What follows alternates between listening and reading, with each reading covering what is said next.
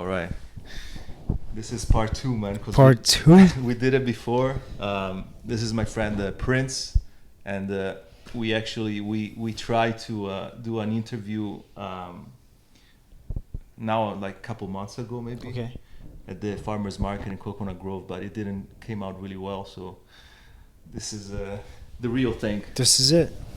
First of all, thanks for being here. I appreciate you giving me your time. And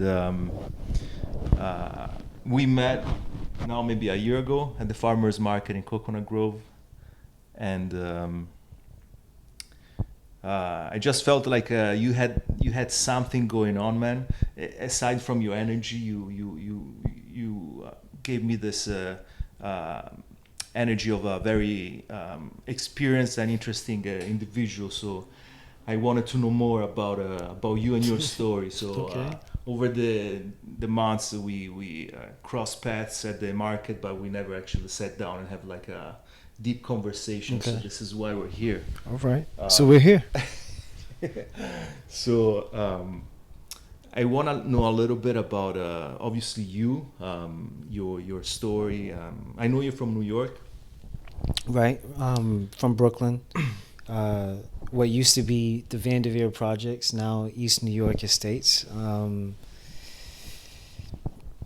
Yeah, what do I put like social norms and narratives on it? Like projects, predominantly Black, Caribbean, sprinkle of Latin community in there as well. Like that older variation of Brooklyn, not like that, gangsters version of it, but I guess the Brooklyn that a lot of people have come to miss now. It was I thought the 90s were great in Brooklyn. I had a library not too far away from me, park couple blocks down the street, bakery a few blocks away from that, and I lived in Brooklyn, but I went to school in Harlem. Mm-hmm. I studied music for 4 years, like classical music, sang in other languages. What pushed you to study music? Was that like your family or someone in the... My mother pushed me to study music. She 1 year she came to me and she was like, "How do you feel about going to like a special school?" And I was like, "A special school? Like, was, like what is this?" I guess like I watched cartoons a lot, so like special schools to me was like X-Men or something like Ooh, that. yeah. So it's like, what kind of special school is this? So but like come to find out, it was just like music. It was, but like it was music from, I guess like a time of like when the Harlem Renaissance started in just in that school, and probably just in that nook of the world. The Harlem Renaissance had never stopped. So it was a predominantly African American school, Black school. Lots of, and at the time that I started going there, it was all predominantly male. So it was just an all boys choir. And then within 2 years, it had become co-ed. And so like the last 2 years I was there, like I got accustomed to having girls in the school program, which was not too different, like just different vocals, really. But a lot of appreciation for value of culture and history and the contributions that people of a darker hue have made, not just to America but throughout the entire world. So like definitely encouraged and enhanced my appreciation of my culture, or at least part of my culture. It didn't necessarily lead too much for me to go on for my indigenous history, my indigenous ancestry. So, and that I'm still learning more about. So, but at some point, well, in '96, my family and I, we moved from New York to Miami. My mother got married. I'm the eldest of, I have 10 siblings in total. Okay. Well, actually, 12 siblings in total. Wow. So 2 from my mother, and then 10 from my father. Okay. So I'm the eldest from both parents. And yeah, my mom remarried. We moved to Miami, and I guess you could say a little bit of a culture shock because it went from predominantly English to, you know, more Spanish. And Yeah. like, you know, definitely experiencing society like when it's predominantly a Spanish culture. What year was that? 96. 96. 96. Wow. How did you embrace the change? Was it like, were you excited or you were kind of like, I want to stay in New York? If it would have been up to me, I would have stayed in New York. I don't know what I could have, who I might have been though if I would have stayed in New York. So I probably still wouldn't change anything. There's a lot of things I wouldn't, like if I had a time machine, I wouldn't go back and change. Just, there's too many pleasant and positive experiences that I've had to have that butterfly effect. You know what I'm saying? Oh, wow. So, but not like, you know, the biggest difference between being in New York and Miami is like, you know, in Miami, in the neighborhood that I first initially like moved Yeah. into, my family, we were really the minorities. Like not only just like dark skinned, but also being English speakers. Oh, wow. So like everybody else like was bilingual, and like I didn't learn enough Spanish in New York to like be able to help me in Miami. I didn't even bother to take Spanish as an elective. Yeah. You know, I was like, I don't know why. It just never really dawned on me to be like, I'm gonna take Spanish. Because I'm moving to Miami. Yeah, you know, like when I was in New York, I had an elective of French, but you know, the French speakers were Haitians in New York. But in Miami, like, you know, the part of we moved to Kendall, and at that time it was just predominantly like Latin. So speaking Spanish was like almost like 99% a necessity. Except at like school, you know, like in school, like you So could kind of, the classes were still in English? yeah, the classes were English, you know, still like an American, well, a Florida educational system. Yeah. So which is predominantly still in English. I will say though that education in Florida is definitely easier than it is in New York. Huh. And like I wouldn't even say like just because like I went to a specialized school or anything. I think like even when I went to public school, the curriculum was still a little bit more rigorous, a little bit more like tough. Are there like different you know? regulations? State-wise, as far as I understand, yeah, there's definitely like different criteria for education in both New York and Florida. Huh. But like, you know, I'm no specialist to be able to speak on that to a degree of like certainty. So coming from New York to Florida, you find it easier at school, and it was easier. I could be lazy. You know, like I could actually like go slower with doing a lot of things and kind of get away with it in a sense. But then again, that was the school system. At home, I still had my mother's standard of like, hey, you got to perform. You still gotta bring home A's and B's. Yeah. You know, like my mom she used to tell us, you know, she's not raising mediocre or average children. So That's another thing, man. I'm gonna digress, but your name is Prince, so I mean that already says like what kind of how can I say, like your mother, she put a lot of like weight on you since the day one. Cause my mother and my father. Yeah. You know, being the firstborn, like, you know, you're firstborn, aren't you? Second. Yeah. Firstborn is like, you know, the experiment kid. You know, it really is. Like, parents are testing shit out. They're like, we don't know what the hell we're doing. Like, and especially like for a single parent, you know, when it's not your gender. Mm-hmm. You know what I'm saying? Like, I think like women know how to, you know, tend more easier to women, but then like, you know, just because a child comes out of you doesn't mean you're instinctually like, oh yeah, like, oh, there's extra equipment here. You know, I know what to do with this. You know, I know how to clean that. You know, just in the same way it is for like men, like, you know, who fill the role of single father. Yeah. And then, you know, they have daughters or, you know, through some happenstance, and it's like, okay, there's less equipment right now, but there's a little bit more complexity. You know, there's like more sensitivity, there's more fragility. You know, like how do we how do we take care of this? How do we protect that? You know, so but yeah, you know, like definitely as far as the standard goes, it was still a high standard. Mother believed in. My mother came from like a very strict background as well. Her father was indigenous, is where my indigenous ancestry comes from. When you say indigenous, what Blackfoot on my mother's so side, Native, and Native Cherokee. American, Yes. First Nation. Yes. Wow. So, and I didn't really learn much about that until sadly after my grandfather had passed.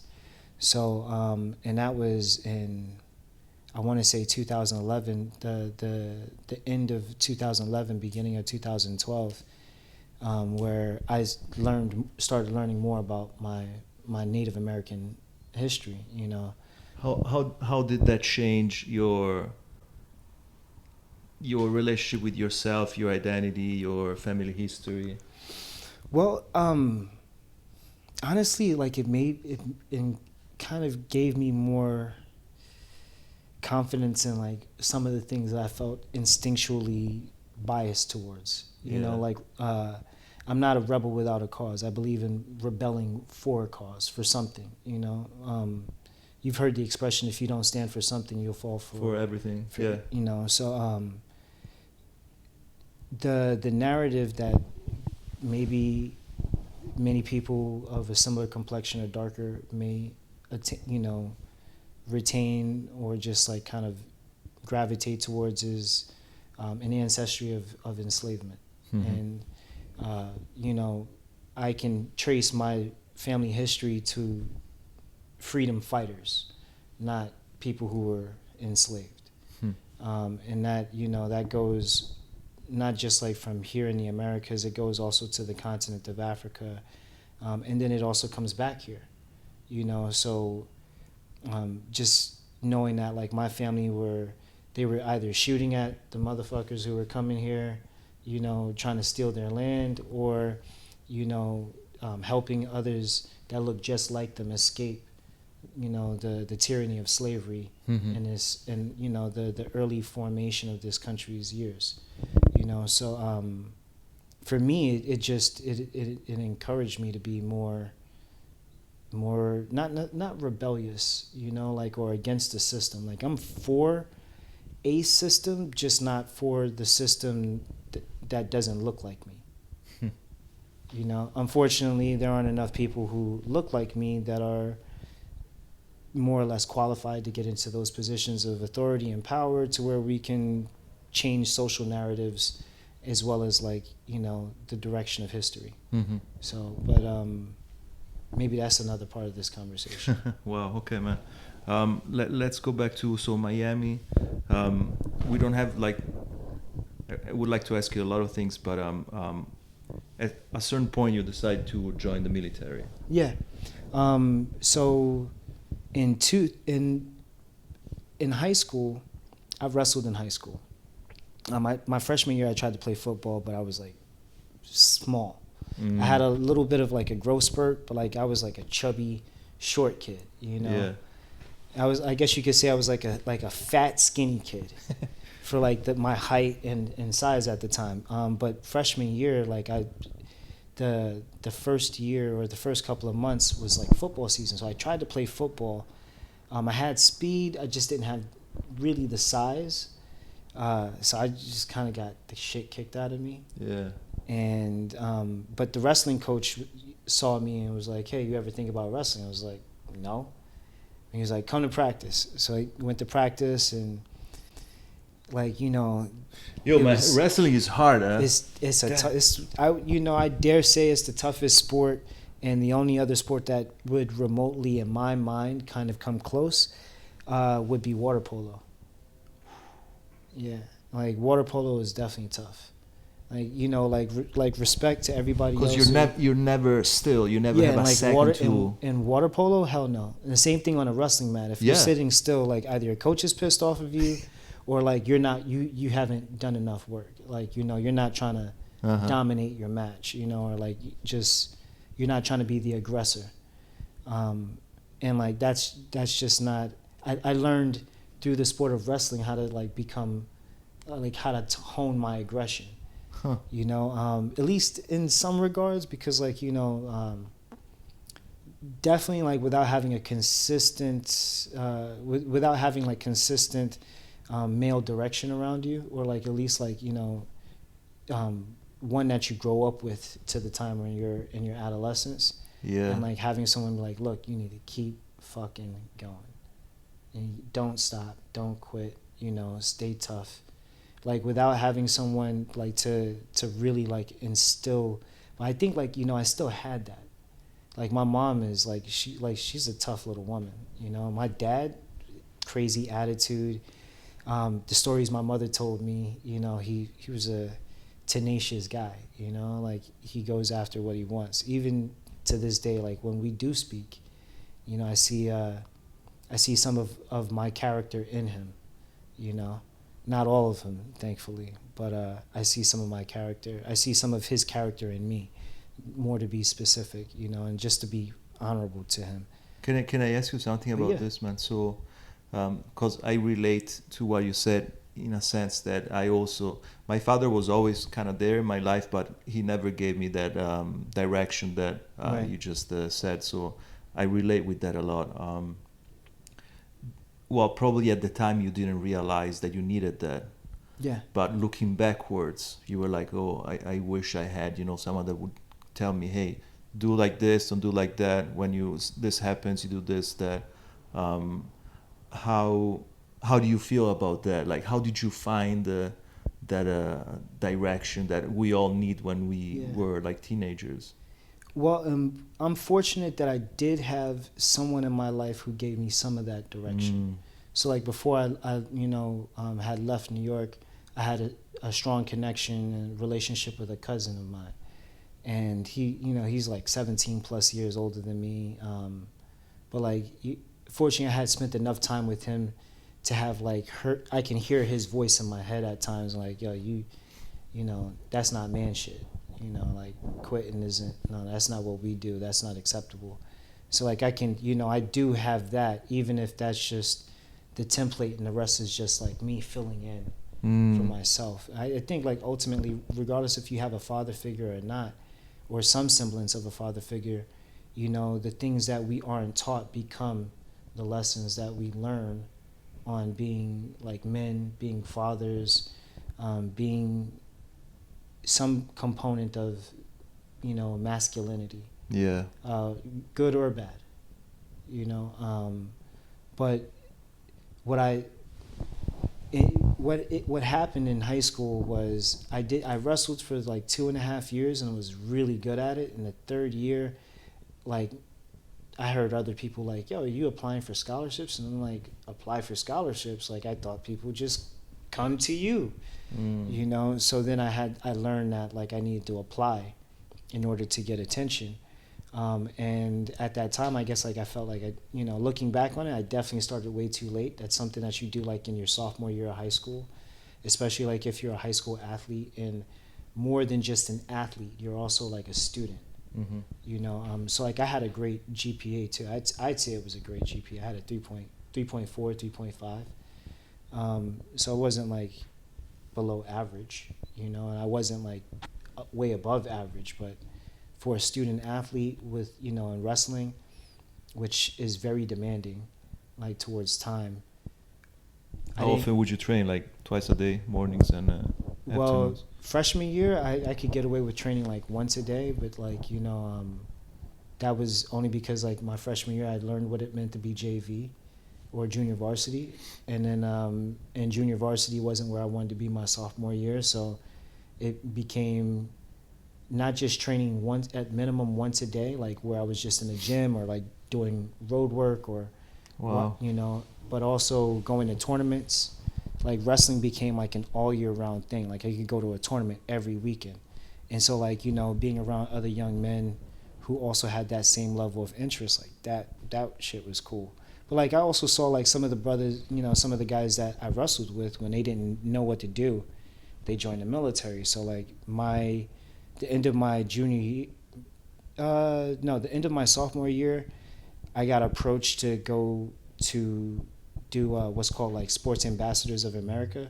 it's like a President Dwight D. Eisenhower thing where I got to go to Moscow. Yeah, this was it's interesting, like going overseas, like, and like you have to go for overseas for something that's like disciplined. You know what I mean? Like requires like a lot of like restraint. So, well, at least like from my perspective, you know, I know guys that ended up on that trip, and we were all young and like way underage, and like somehow like we were still having probably more of a good time than we should have. But I mean, like, you know, like that. I guess that also comes with being like in high school, like whether you're in America or in a place else. Yeah, of course. So it was my first experience going overseas. I got to go to Amsterdam, and then stopped in Moscow, and then ended up in Siberia, Yakutsk. So like, which was interesting. Wow, man, from Miami to Siberia. What exactly? And that was like the beginning of my. No, actually, that was the end of my junior year, beginning of my senior year. So like my junior year, when I finished high school, that my junior year. When I finished my junior year of high school, I started looking at like, well, I'm not getting any scholarships. I need a backup plan. That backup plan for me came in the form of first the Marine Corps recruiter coming and talking to me like, hey, you know, you interested in joining the Marine Corps? And I was like, well, if I don't get a scholarship, sure. You know, and they were like, all right, let's get you signed up. You know, I'm going to make you an officer. And like, it kind of clicked on me, like also like when other people would say it too, like officers don't recruit enlisted, and enlisted don't recruit officers. So like you know, now I learned some things about that, you know what I mean, but it wasn't truthful at that moment, and I decided I wasn't going to deal with the Marine Corps. Little do I know that it's just a recruiter's job to lie to you, you know? So like they all tell you shit that is gonna help you sign a line. Yeah. You know what I'm saying? Like, oh yeah, you want education? Sure, yeah, you'll get that, you know? Like after you're a year and a half into the military and you figure out your schedule. You know, like, yeah, you're gonna get GI benefits as long as you leave the military with an honorable discharge, or you use it while you're in the military. Yeah, you know, there's all this like, you know, like this fine print. Do you think, man? Do you think that the decision to join the military was kind of you kind of were looking for that structure and organization? Hell no, I was honestly just trying to get away from my family. I think I told you that the last time too. You know, like it was my mom and my two younger sisters for many years before she remarried, before she finally got married again. And I just really, really, like, I love my family, but like I wanted to get out at that time. I can totally relate to that, man. Yeah, I was just like, what? And, you know, and the Navy recruiter seemed to be a little bit more honest with me. You know, he found a job that was still like the Marine Corps, you know, which meant that like I would do more land-based activity than anything. And like, cause like my mother is like very strict, so I had all the organization and structure that the military. I already had it. Like, yeah. So it wasn't that shocking for you to be in the military because you already had that discipline and. Yeah. It was easier. Yeah. As far as like the discipline factor goes, what was difficult though was, and I think that this is like where, you know, relationships and like, you know, social structures and like, you know, and inter-family dynamics and like social structures within, like school and education, like play a factor, because nothing prepares you for the political game that you play in the military. Ooh. You know what I mean? Like, you know, like doing things that you don't necessarily align with ethically, morally, or any other value system base. And then like, you know, like a lot of it is, hey, like I signed a contract. So like emotions, this isn't about an emotional thing. This is about, this is a financial transaction. You know, I'm here to perform a job. and move the fuck on. So Did you have like an internal battle when like certain situations would push you to do something that you knew you didn't want to do? once I did have one experience, and I'm not going to talk too much about that. But I did have one experience where yeah, I had an experience where it didn't align with me, and I could say that that affected other, certain other outcomes, to which I'm still dealing with today. Got it. So yeah, like yeah, no, there with certain a lot of most people that are in the military end up doing a lot of things that they don't want to do, and that's like the majority of the job. But again, it's a logic based job. It's not an emotion based job, which is very different than like dealing with like civilian oriented work. Like a lot of things transfer or are transferable. The things that I left the military with, I could have been doing plumbing or HVAC. It's just, but like my associations with the job, like I was just like, I don't want to do that stuff. So I looked for work doing other things. Mostly like I was looking for the things that I myself needed or just were trying to avoid. So like health was one of those things I wanted to make sure I could handle on my own without having to depend on anyone else's system. So I started studying general health at a Queens public library when I moved back to New York, when after I lived in Mississippi. Well, like after I left the military when I was stationed in Mississippi. Yeah, this is something that I wanted to ask you in regards to health. Like, was there like a specific event or something that you were like, I wanna have full control over my health, how I deal with whatever is going on with my health. I don't wanna leave it to like randomness or to someone else. So shortly after I got out of the Navy, I had my eldest daughter was like about 4 at this time, and my ex-wife and we had to take her to the doctor because like we noticed like slight changes in her, and like we were trying to figure things out. It was like, in hindsight, we can both, her and I, her mother and I, can both agree that there was like a lot of aggressive vaccine schedules. Not to mention like, I'll tell you what happened.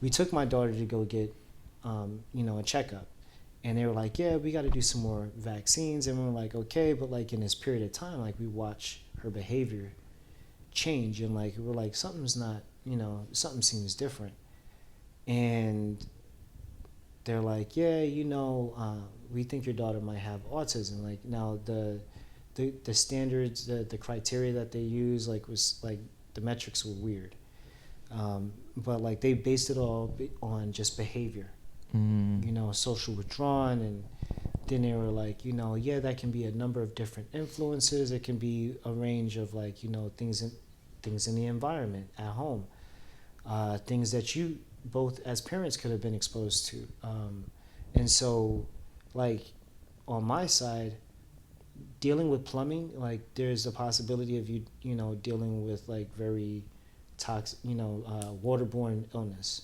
malarial diseases, typhoid, um, mold exposure, but like really just a lot of like toxic stuff because like sewage. Yeah. And then like with the chemicals, like like there's also that too. But then there's also a military vaccine schedule that you have to apply to as well. So like whatever it is that you may not have gotten before you join the military, they update all your shots.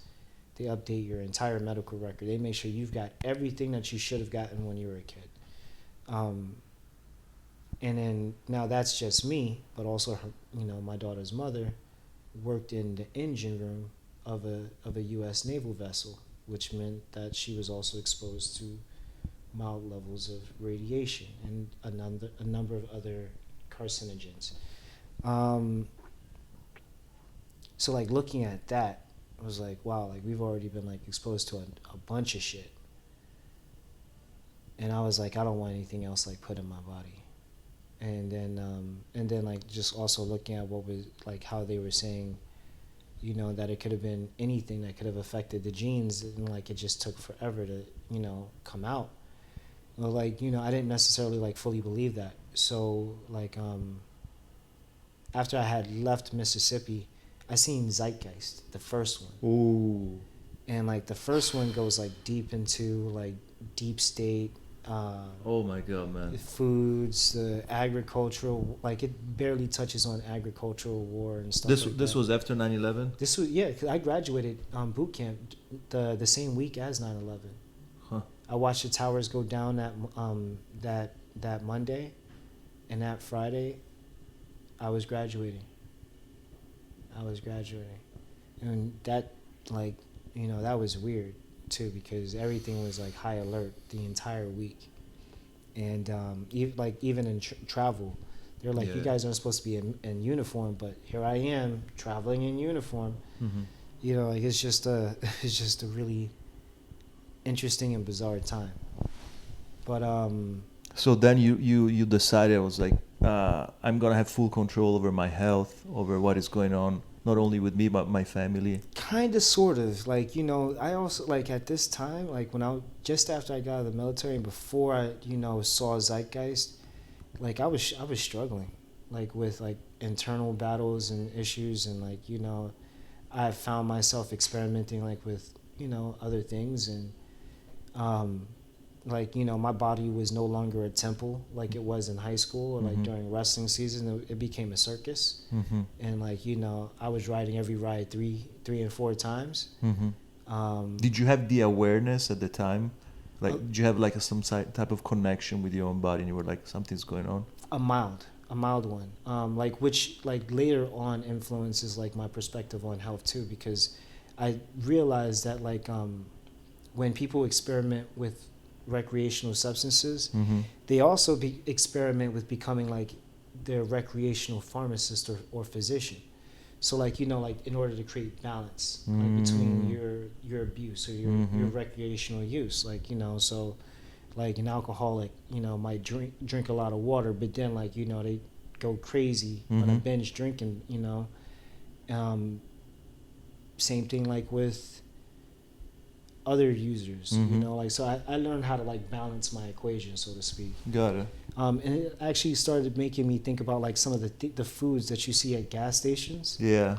because really like if you think about it, like when certain recreational substances like deplete your dopamine, what do the majority of those high fructose sugar induced foods do? They increase your dopamine and serotonin levels. So emotionally, like where once you were emotionally at a low, the food after you use like will kind of act as a pick me up. And then like you start like not only seeing it like with the gas station food, you start looking at it like from, well, like what do they serve at like Waffle House or a Denny's or a IHOP? You know what I'm saying? Like all this fried stuff, like food that you eat after you've like waking up from a hangover or something, or like or food that makes you feel so good you just want to take a nap, right? So So hold on, man. What you're saying is it's not random that these places exist and these foods are placed in certain areas. nah, There's all like a design behind that there to is. keep us or to keep people like in a certain state over and over again. Well, I wouldn't even say that. Like I think like and if there is, it's one that we ourselves create, because like we're like no one's holding guns to our heads, right? Like when you wake up in the morning, like you choose to eat what's in your fridge or in your kitchen, in your pantry. Like is anyone holding a gun to your head and saying like fucking eat this shit? No, right? So like the fast food industry exists the way that it exists as a result of us Our choices. our choices. Like the majority of the things that we, and like I have a love hate relationship with responsibility and accountability. Hmm. So like like I love it but I hate it at the same time. Like I hate the fact that like I have to have a standard for myself in order to stick to, in order to be able to determine like my own moral compass. Like am I off center or am I on track?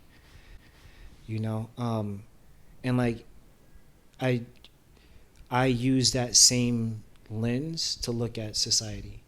Like if I'm, in total control of my own decisions, then you're in total control of your own decisions, and everyone else's too. So like, I can't remove someone else's choice from them on what it is that they decide they want to consume or eat or anything else like that, or what kind of activity they want to get into, when even like, our own spiritual texts permit us that level of freedom. You know what I'm saying? So like if the different variations of, canonized deification express that man has been given all free reign over his decisions, then I as a man can't impose my decisions on someone else. But I can be able to say like, I recognize that like if I felt a certain kind of way and I got into a habit of like just coping, then like my coping mechanism and the society that has supplied me my coping mechanism would stand to benefit the most, because what's it going to do other than try to just make sure I'm fine in some capacity, enough not to destroy it. Right? So all of these episodes in your life made you wanna change direction and get into like the health and wellness world.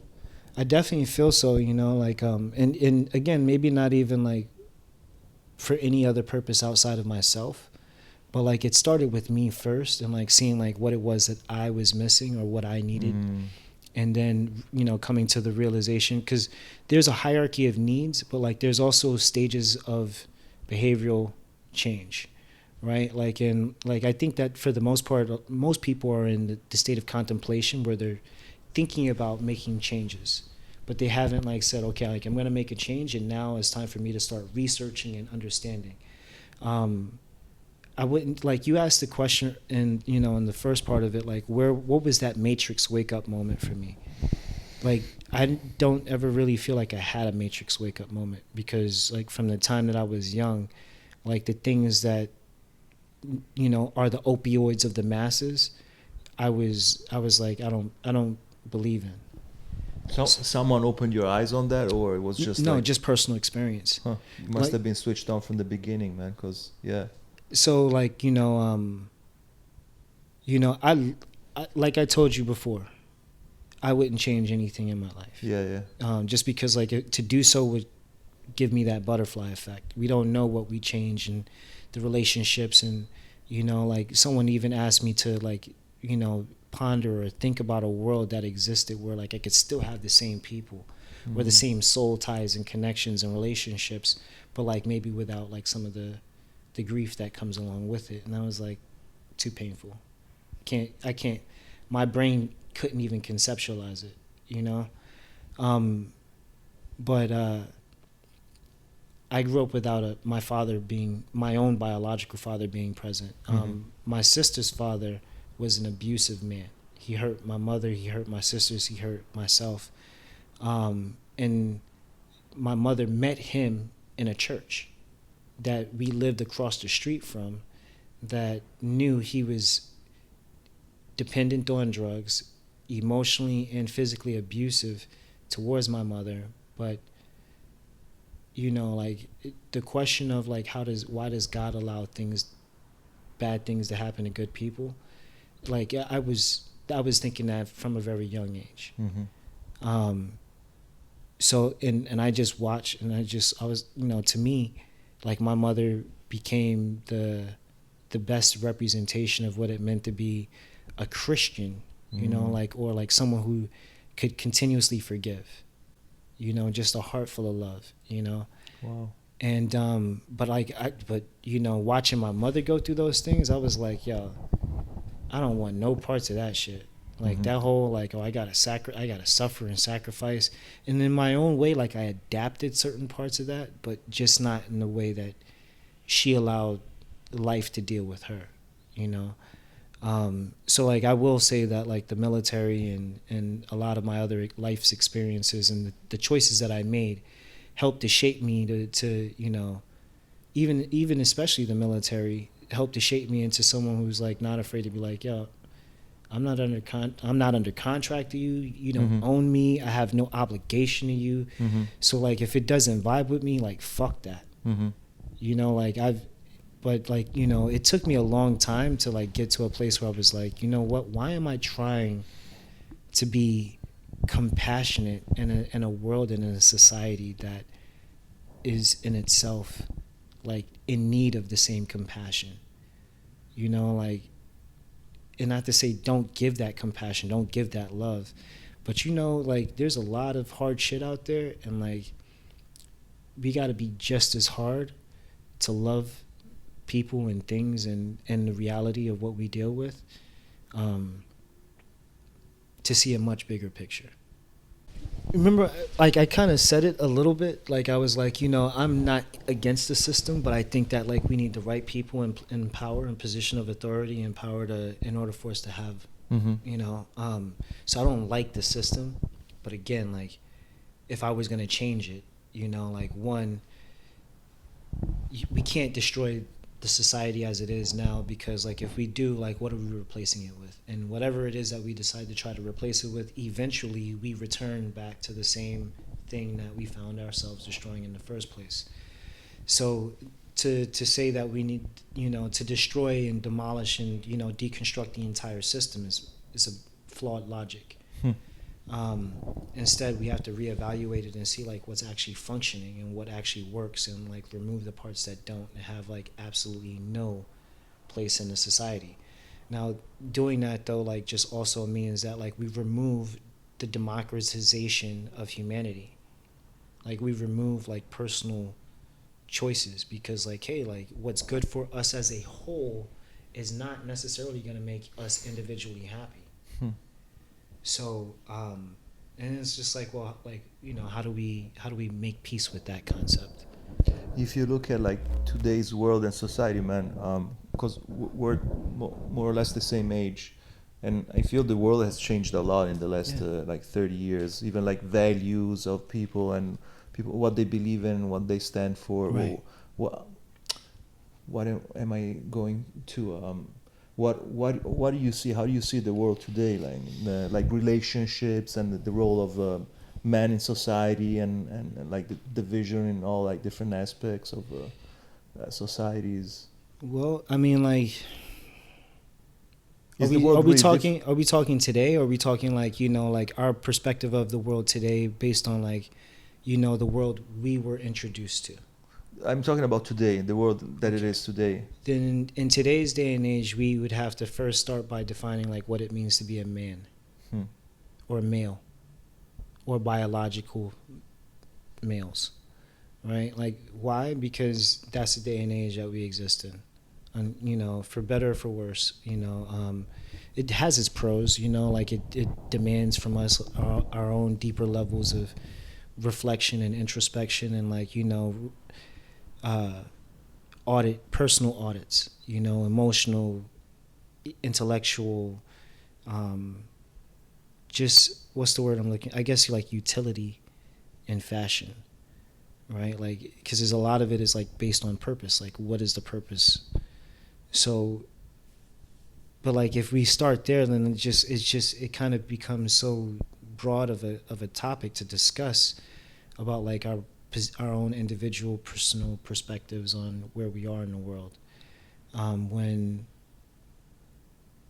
how we might see ourselves as being like, I come from an older era of time, us both being in our 40s, where like, little boys didn't cry. Mm-hmm. You know what I'm saying? Like we weren't told like, hey, like it's okay for you to cry. Like we were told like, hey, what are you crying for? Yeah. Like come on, dust yourself off. You're all right. Like walk it off. You know what I'm saying? And not to say that it wasn't necessary, but just because also the role that we play in society, like when we must defend our own unique personal or national sense of border Mm-hmm. and boundaries, then we have to, completely remove those social, restraints of, basically the moral codes that we are all taught, right? Because in war, all's fair,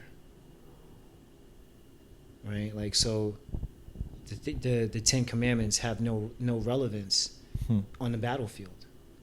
You know what I'm saying? Like the Bhagavad Gita, probably being one of the most relevant forms of meditative reflections on like, why do I need to go to war? Like why am I engaging in battle? Like why do I need to wet my sword with blood? Like why? Oh, because these people behind you, your family, the people that depend on you, demand you go and fight. Mm-hmm. So how we might see ourselves, or how I might see myself, versus how society might turn around and cast a reflective lens back upon me, are definitely going to be two varying things. How do you see yourself, man? What is your perspective? Well, I would say that I'm a breed of the dying breed. Hmm. That my perspective of being masculine and being a man is not the same of today's society. That it's almost antiquated. Tell me more. Well, you and I, between us as men, I could say like, as men, no one gives a fuck about us. And you'll understand what I'm saying. You know what I mean? Like, do people care? Like, we have people who care, but like overall, is there like a greater sense of like concern for like our well-being? Not so much. Technology is making it is like slowly starting to catch up to a place where male labor will no longer be necessity. And even on the fair gender side of things, a lot of what they do is also slowly being replaced. So now we're entering a place in humanity's existence where, because we've advanced to the position where technology is almost so readily accessible to make everything in our life easier. Now we're at a place where we're just like, what the fuck do we do with ourselves? And like, because there are so many more of us who are trying to just figure out what the fuck to do with themselves, we're in a very chaotic state. Wow, man. I can totally relate with this. I watched the other day a video on YouTube, and the guy was saying, back in the day, we still had like a battle for survival, where every day you would go out and fight for basic necessities, food, money, and all of that, shelter. Today we have a different type of battle, which is the battle for meaning. Like, why are we here? What am I supposed to do with my life? Yeah, man. Like, I had a personal. Can I share a personal experience with you? Yeah, man. Of course. So,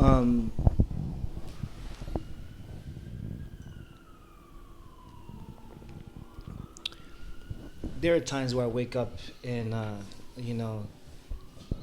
the stress of my past kind of like it fucks with me. And I was like, you know what? I probably need to go. I think maybe I need to go get some help. Like, because I've had thoughts. I'm okay. Let me just say that. I'm okay. For anyone that's watching this, I'm okay. But like, there are times where, like, I hit slumps. So I'm like, you know what?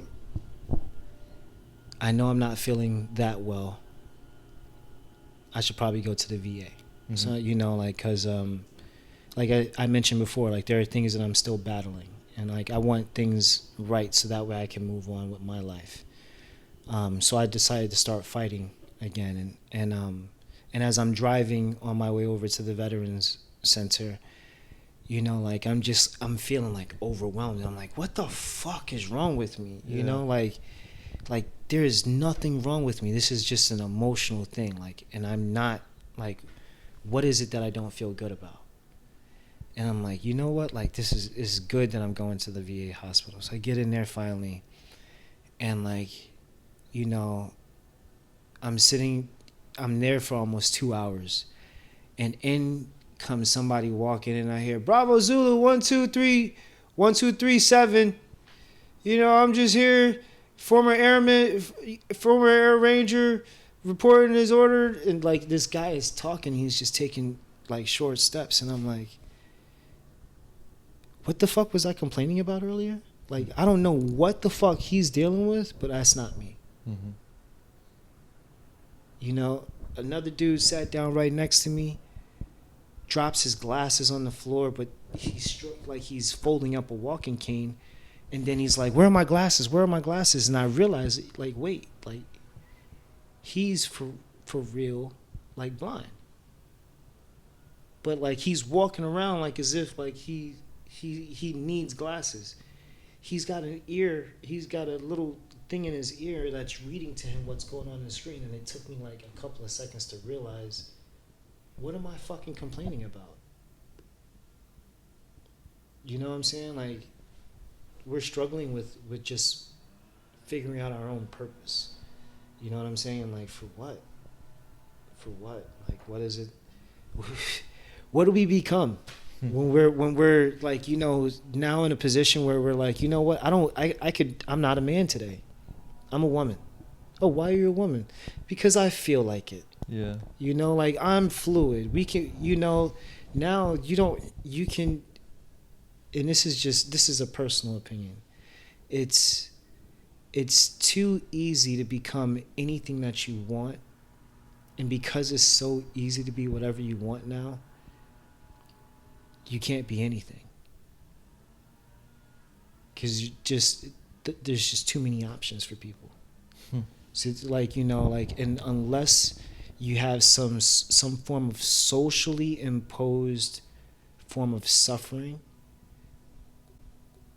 unfortunately, without it, it would not focus a lot of us into the people that we are, that we have been shaped into,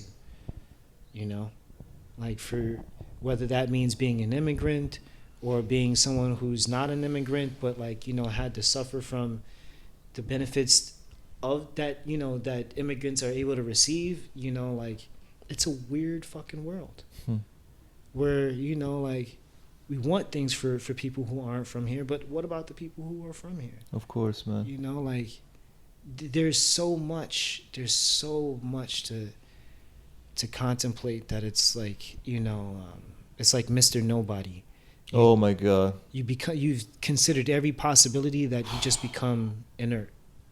You don't do anything. You don't take any action because you're overwhelmed by all the possibilities. So we need to be stressed out. We need something. At the end of the day, like, what got me into health is really realizing that, the thing that's keeping me alive is also the thing that's potentially hurting me. So like now I have to take agency for myself, and I have to know, like, okay, how do I treat that? And how I ended up in health, again, like, because I figured out like what to do for myself, or like, like especially for people who aren't dealing with issues, like mine, or like as complex as some of my clients. It's easy. And like, so for me, I found my purpose in service. Like the health side of things is take care of the things that emotionally we're struggling with. But what I've also found, and like how I ended up in finance, is a lot of that is a lot of our mental values are associated with our levels of productivity. Like, in that we quantify in dollars and cents, or euros, or denarii, or bullion, or rubles, or shekels, or whatever. So what you're saying, man, is money is a reflection of what? How much? Well, obviously how much productive we are, but does it have also like a spiritual absolutely connotation? It does. Like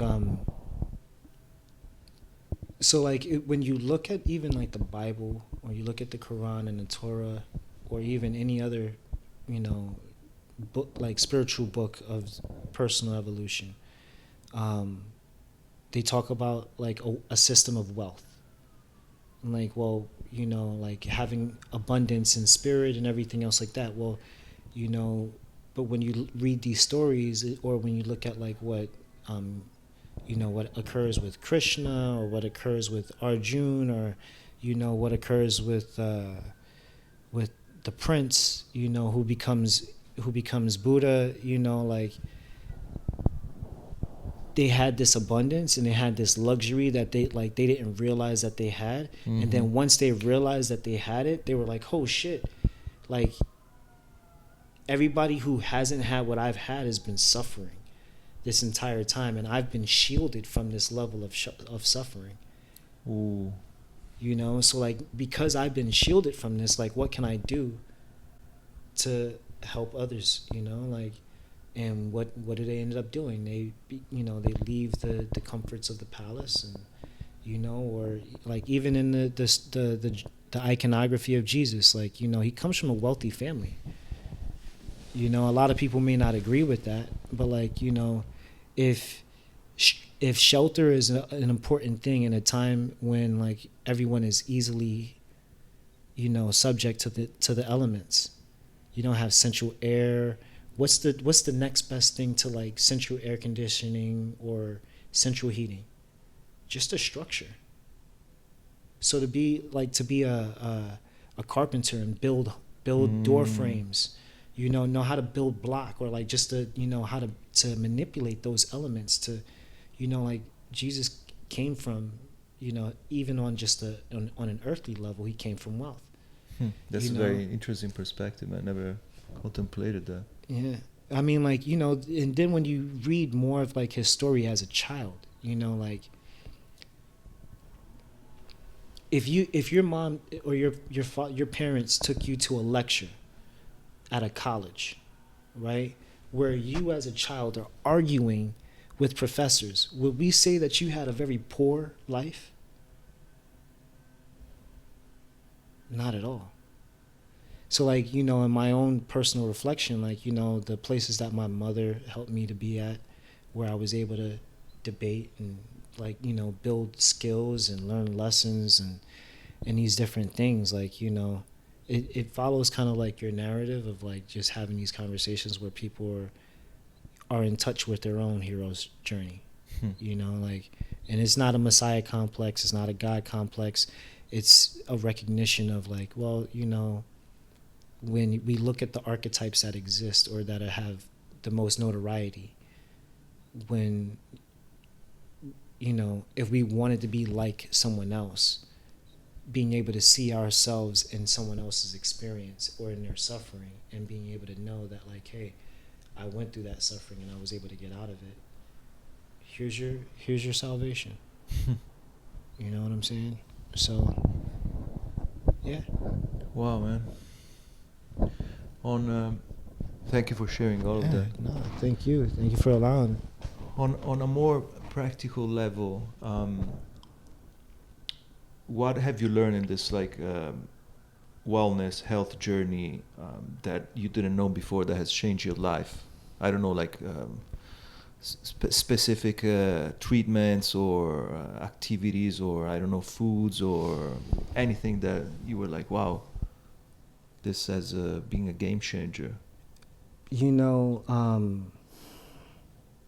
I know you're big on Chinese medicine, right, which is, I find fascinating. Well, the thing about these concepts and these ideologies is that they depend on two things consistently, and it's time and currency. Now, time could be a currency, but it's not, because, like, currency you can always get back, but we can't get back time, right?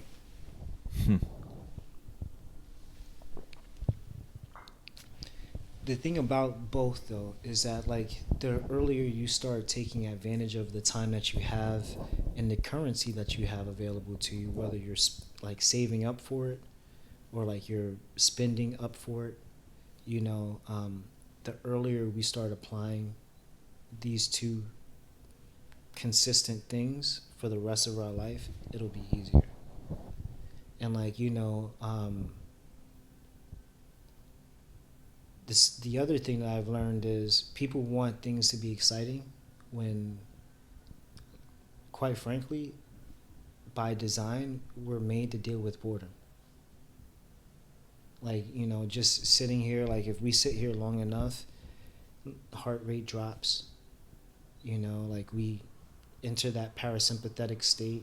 You know what I'm saying? Only time that we like kick into like the sympathetic is like, hey, I'm hungry. Or like I have something that I want to accomplish. I need to go hunt something. I need to go, you know, oh my goodness, I just survived a traumatic experience. I need to go share my genes. You know what I'm saying? Like without without something going on in your life, we're just constantly in a state of just chill the fuck out. Are you familiar with the Chinese term Wu Wei? Wu Yeah, Wei. effortlessly effortless. Sometimes the best action is the inaction and not Yeah. doing anything. Sometimes, but like this is also where I say like when like you have time and you have currency, right? Like time for like being effortlessly effortless. There's a time of action, and there's a whole lot of time of inaction. So when it comes time for the action, you've got to get after it. But they have to be balanced, They have like to the be yin and balanced. yang. Yeah. You gotta act, but you also need to be able to. Be reserved and ready to act. You got to constantly have like it's energetic principles. It's kinetic energy and potential energy. When you're not active, you're in your potential state. Mm-hmm. When you're active, you're in a kinetic state, right? And one never happens without being kicked into the other. Do you think we are lacking that in the world that we live in, especially like in the Western world where it's always like go go go go go, and Well, everyone is stressed and this and Nah, that. really, like, well, that might be a bad thing, but again, like, without some type of like something that for each individual person that's about their democracy of individuality, Mm. like we need the entire society as a whole to be on some go go go for individuals to pursue individual desires. Otherwise, like, like we become the dodo bird. Like, oh, like, what's your purpose? What is your purpose? You ever seen Wall-E? I think I have many years ago. As an adult, watch Wall-E, and then think about it from this position, right? Humanity becomes so capable that they build robots to do everything, and now they ride around in like little hover chairs, right? Now they get into a position where they're at the height of like humanity's best, and they're in shape, highly active, all this other stuff, but then they make life so easy for themselves that they become overweight, slothful, gluttonous. Man, I had this conversation last night. We were talking about AI. Okay. And this guy was saying AI is taking over everything. So we were gonna have more time because AI is gonna do like the dirty work. Mm-hmm.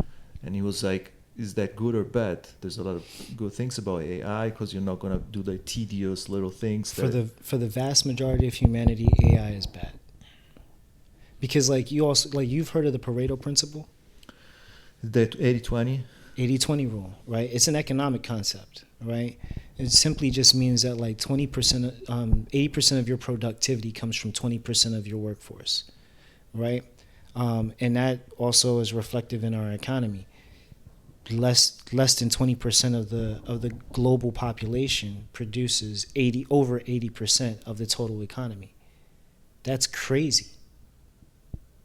That's crazy, like, to look at it numerically and you're like, wait, 20%, less than 20% of the entire global population generates over 80% of the entire planet's economy and dictates it and controls it and influences how it moves and how it expands and shrinks. Less than 20%.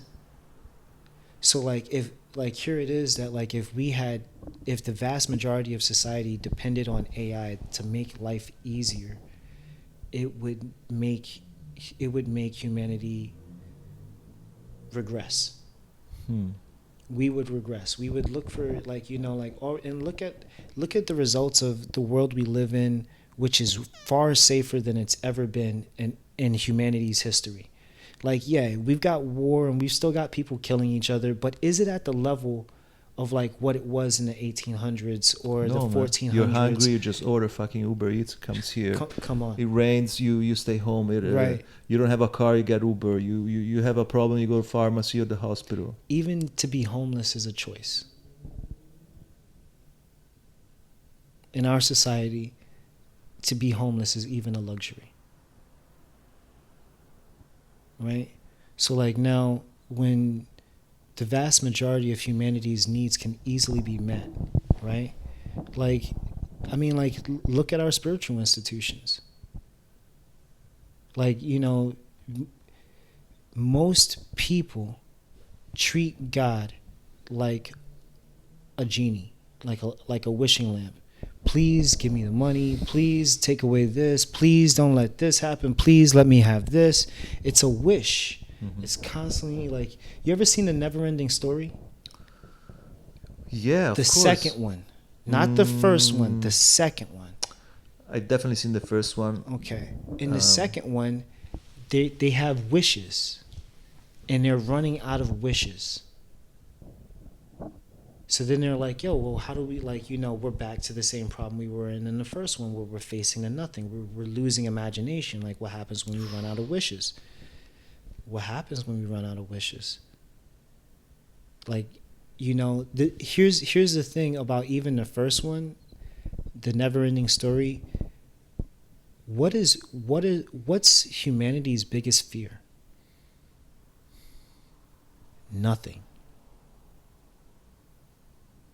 Doing nothing, feeling nothing, seeing nothing, tasting nothing. Nothing is humanity's biggest fear. That's why we're always busy, or we make ourselves busy. Constantly. Constantly. So like if we exist in a world where like all of our necessities are met, like essentially we live in utopia. What's the next logical outcome when humanity has nothing better to do with its time? This is interesting, man, because obviously you know, as I know, that one of the biggest complaints of everyday people is like working. I don't want to work, I have to work tomorrow. But imagine taking work out of the equation. A lot of people would feel lost. Right? It's one of the questions I ask as a holistic financial planner is like, if money weren't an object, like what would you find yourself doing? And what kind of answer do you get? You know, most people can't ever answer it. Wow. I don't know. I'd probably travel. Usually most people go to like, oh, I'll go pay some bills. Okay, like, but your bills are paid. Like you know, your bills are paid, your mortgage is paid off, you got kids, your kids are grown, they're fine. You know, like, and then nothing kicks in. Is that scary for people? Hell yeah. Think of like firemen are some of your prime examples, right? They have one of the youngest retirement ages amongst, like, you know, amongst national employees. For years, they, you know, constantly active. They got to stay in shape. They wake up, you know, oh, we got to do this, we got to do that. Why? Because the job is physically demanding. Mm-hmm. What happens to these individuals shortly after they retire? They gain weight. They start losing hair. Ooh. They start, like, you know, dealing with emotional distress, you know, and it's because they've got nothing better to do. Like, and when you think about it, like, the majority of humanity's social activity occurs when human beings are at work. The people that you don't like are at your job, right? They're not in your home. You know what I'm saying? Like, you don't spend enough time at home to not like anybody at home, right? But if you spend a lot more time in in your social circles, like, usually, what are people griping about other than, like, the people in their social circle? You know what I mean? But, like, usually, like, we form social circles from our professions, our activities, the things that we've chosen to engage in. Of course, yeah. You know, and then like, you know, through those shared experiences, we also have the ability to share in complaints, sharing the shit that the suffering. Ah, man, like, man, this sucks, man. I hate this job. Yeah, me too. But then you go to that person, you're like, I give you like unlimited money and all of that. What would you do? And Yeah. what would they say? And what would what would they do? What would they do? What would they say? Like, oh man, I don't, you know, that's a good question. Never thought about it. That's what a lot of people tell me. Wow, You think because people don't cultivate like their passions or their interests? Why is that?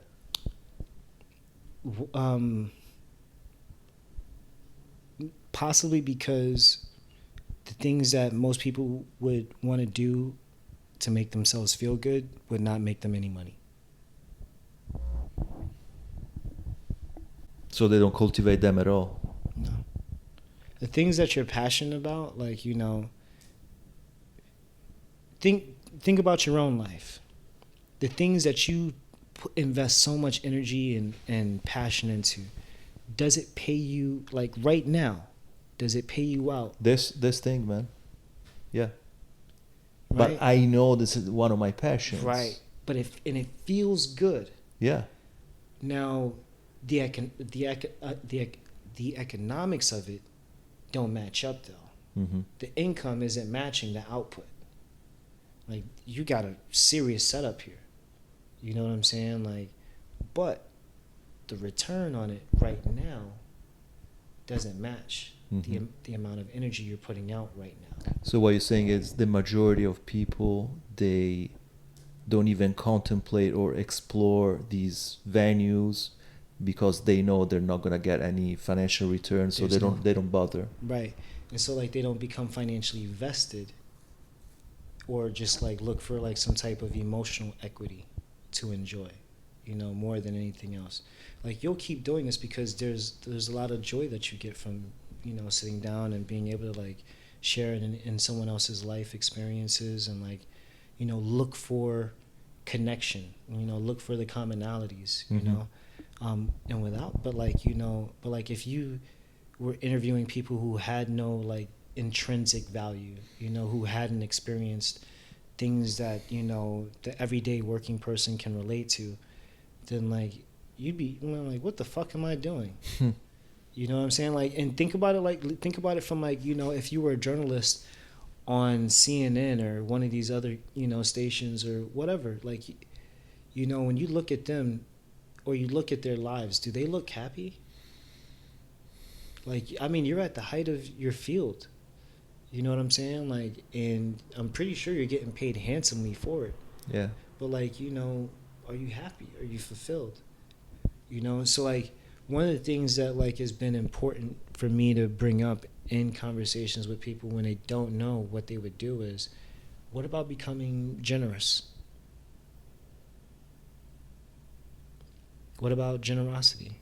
What about exploring that as a life's purpose? And, you know, people think about it. And that's usually where the conversation stops. Oh. You know? Because now, like, you know, for me, so like my mom used to tell me this expression as a kid, you know, he who is greatest among you shall be your greatest servant. So, oh wow. So like, if you want to be great, you got to serve a lot of people. You know, you got to solve a lot of problems. So like planting a seed of becoming generous when life is finally reached a level of comfort for you should be something that you should think about ultimately at the end of the day. And like, you know, and if your generosity doesn't match up, then you know, to the person that we might think ourselves to be, then that's when it becomes time to reevaluate who we are individually. You know, because like, you know, what will your generosity create in the world? You know, I play around and I say like frivolous rich people shit. Like, what's your frivolous rich people shit?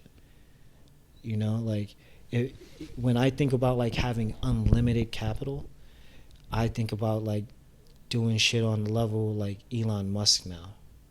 Like, oh, like if I can afford a weather machine in a country where they don't experience, irrigate, like, natural rainfall fall.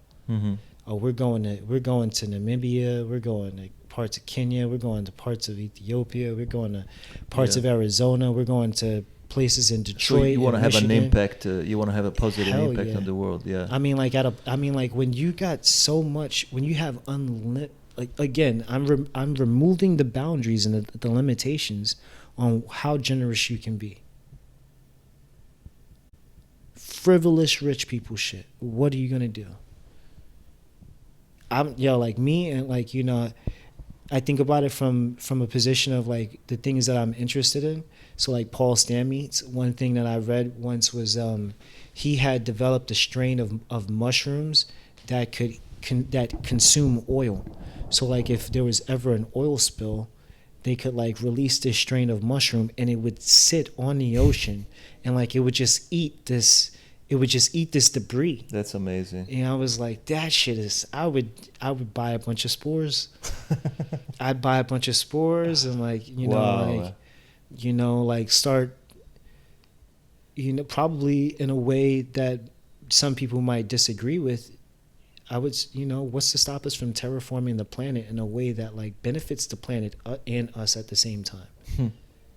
So, man, if I'm getting it right, you act almost like a therapist, a psychologist. You want to get in people's minds and understand how they operate in relationship, like to not only like the money and Yeah. finances, but also like how they relate to their own life and all of that. It's Right. like everything is interconnected. Yeah, it has to be. Like That's why holistic, right?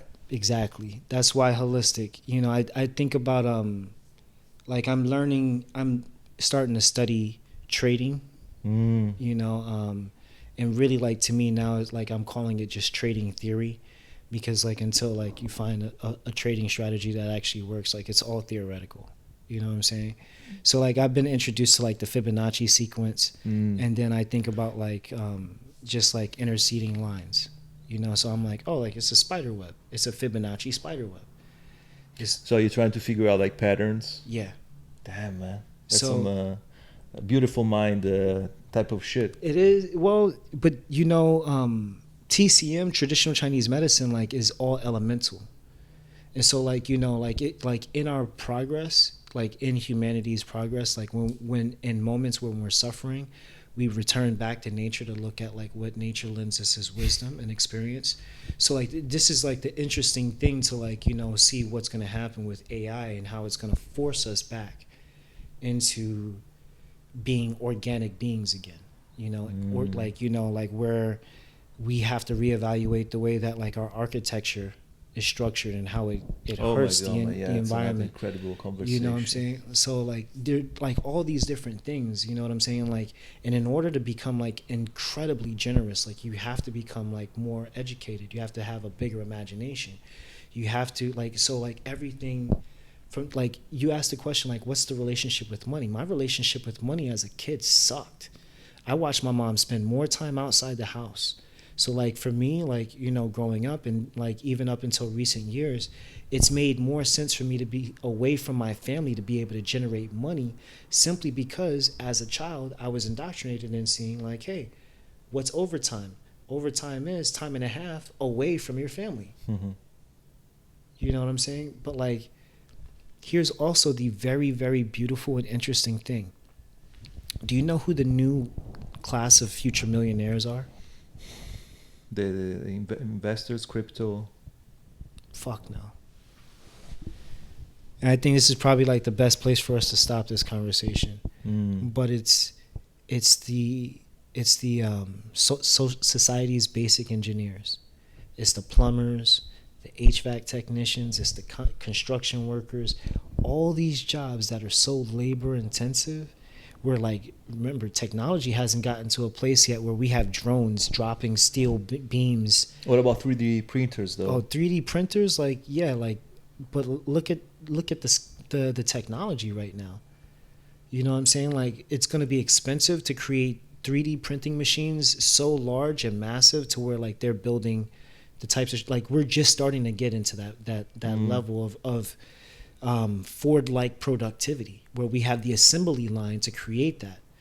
You know what I'm saying? But like we're like maybe 5 to 10 years away from that, like that kind of labor-intensive technology existing in a way that it actually replaces more than 50% of the labor force.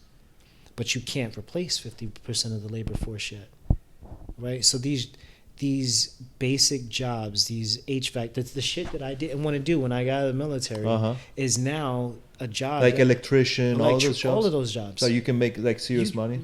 Bro, entry level for an electrician is somewhere in the realm of about $50,000 to $75,000 a year without overtime. Mm-hmm. Now, let's like the average. Let's say you have your own business. Let's say that you have your own business. The cost of living kind of is a little tough, you know, being an entrepreneur and like you're an electrician, because you like most entrepreneurs don't know how to market. They don't know how to like advertise and promote to where like they can get to that on their own level of like 75 just entry. So like, you know, people end up working for other individuals who already have corporations that are in place. I think that the next generation of business model is going to be one where like, you know, business owners start teaching their employees how to create their own business and then just finding a way to kind of franchise their business in this small business fashion. At least if they haven't, you know, it's one of my theories of like how I think I'd like to see businesses run. And it's something that I'm actually like not tried to implement, but it's something that I am implementing and will be implementing in the next 2 years of businesses that I create. Wow, man. But essentially, like, you know, businesses are going to be teaching their employees how to create businesses, not to become competitive, but to become collaborative. And like, I like that. And like, so like you'll start seeing like more individuals being able to enter that workforce that will then change the technology, because when it becomes saturated again, then the technology is going to have to change. Why? Because, we don't need so many men on the job site doing this job. Like, how do we, you know, then you'll start seeing advancements in, you know, the machinery that puts the equipment together. And then like people will look for like more specialized skills. Crane operator, you make bank. You make a lot of money. The jobs that are also like dangerous, you make a lot of money. And if you're able to like still just think about like how to keep up with the cost of living and inflation, like if you're making about $48,000 a year, right, which is like, you know, and I'm talking about like after taxes, it's about $4,000 a month. You know what I'm saying? Like if you lived on like, and it doesn't cost $4,000 a month to live, you know, it really doesn't. So like if a person was making $65,000-$75,000 and they only live on $48,000, they're banking $20,000 to $30,000 a year. That goes into a savings. You do that for 5 to 10 years, you got almost $100,000, almost $500,000 saved up just on savings alone. Tell me where you can't get out.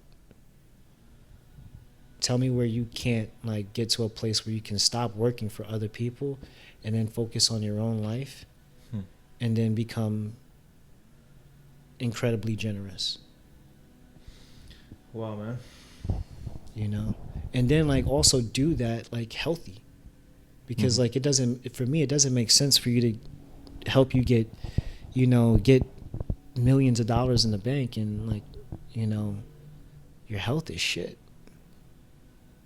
You know, and I mean like not even like great health. I mean just like good, like just standard.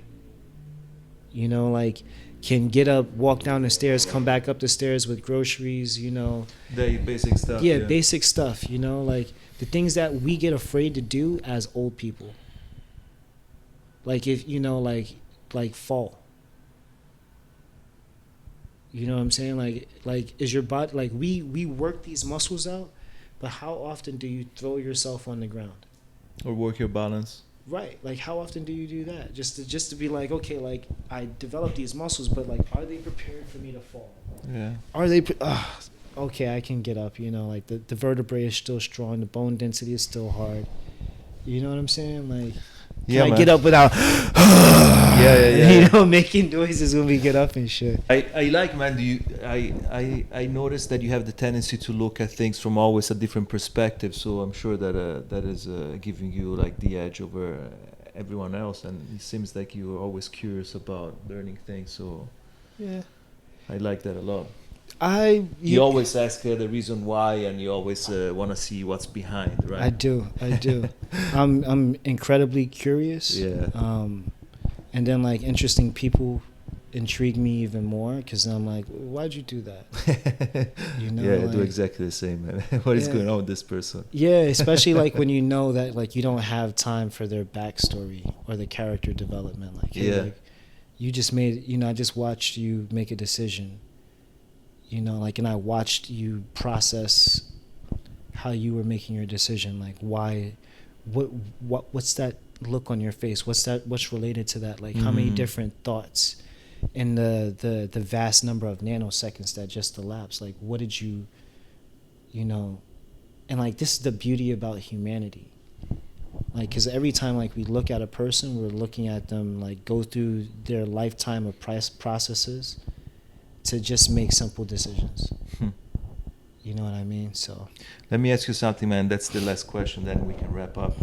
I think we are very similar in a sense that we're multifaceted, multi-layered individuals. Do you think that makes life easier or makes it more complicated?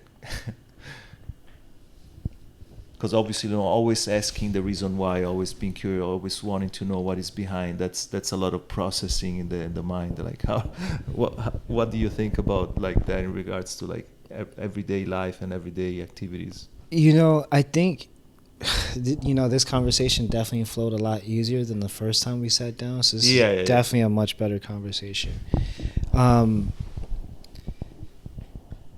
So if we didn't have the conversation that we just finished having, does asking the question of why or being curious about life make life more complicated? It does, but without that complication, we would not have any purpose in our lives and we would not become the individuals that we are now. So it's for all its pros and cons. Like, it's been good for the both of us, I think, to have been as curious as we are. Otherwise, like, if we were not, life would be very boring. You know what I'm saying? Like, you wouldn't have met you or I wouldn't have met some of the women or some of the men who've, impacted our lives the way that they have. Like, we wouldn't have looked at some of our experiences like, oh shit, like if I didn't have that, my level of appreciation would not be where it is right now.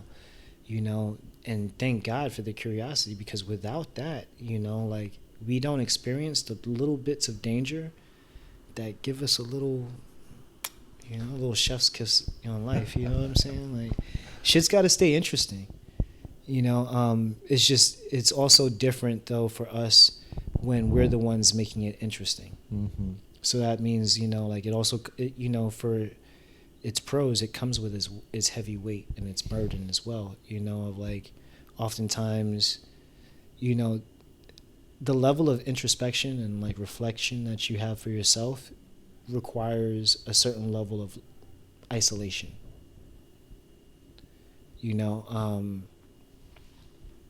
And I'm sure in your own curiosity, like in my own curiosity, you may find yourself asking, like, what woman is going to deal with me how I am, the way that I want to be, and like and who I'm evolving into becoming.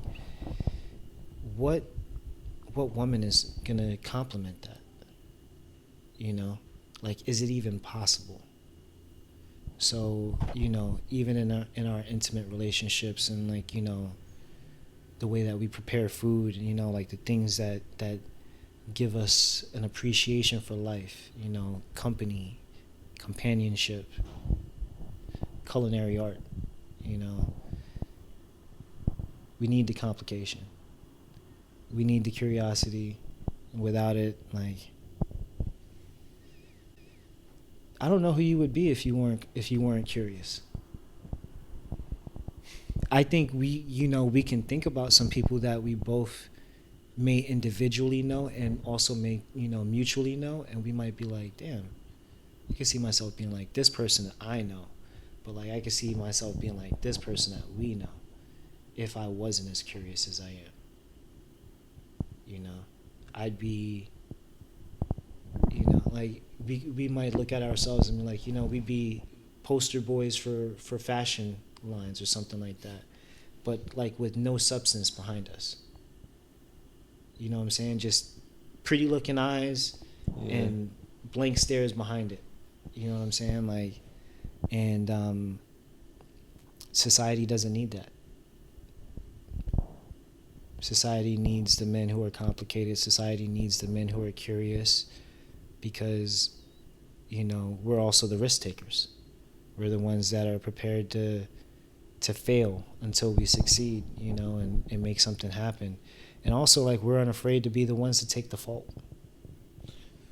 Definitely no, man. Not afraid to take the fault. Like, hey, if it's my fault when it's going bad, just don't forget whose fault it is when it's going good.